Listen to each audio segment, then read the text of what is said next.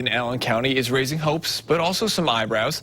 The Fort Wayne Planning Commission discussed the proposed warehouse and distribution center this evening, but only by its code name, Project Mastodon. Developers are promising 1,000 jobs, but won't spill much more information, including the most important, which is what company the jobs are for.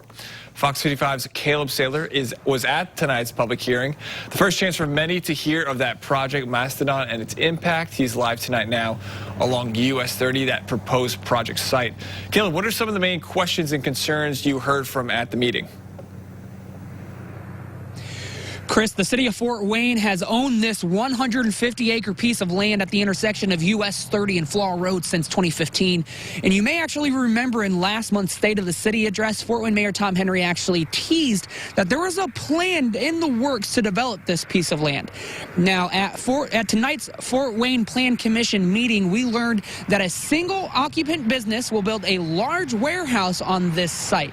However, there are still some concerns from some neighbors about the impact such a large project could have.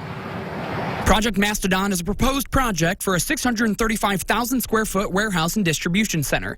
The project is expected to bring 1,000 full-time jobs to the area with a minimum wage of $15 an hour.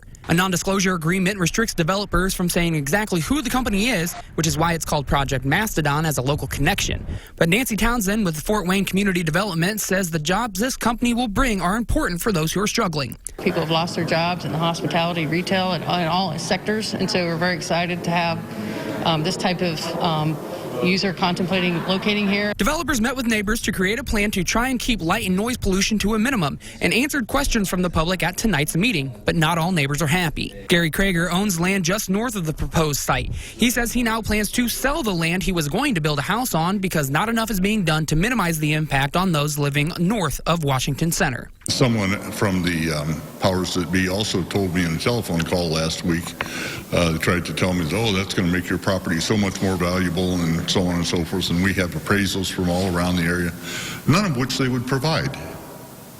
That's why I look at anything they tell us with a jaded eye.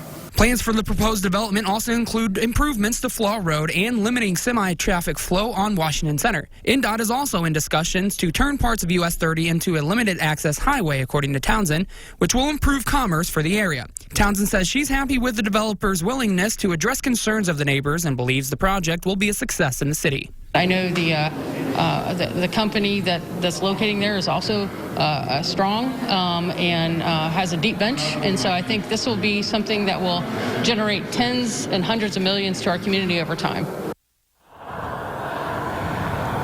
When I asked Townsend tonight whether this mystery business would receive a tax break from building on this land, she said that that's still too early to tell and that they're still in discussions and working out a development agreement.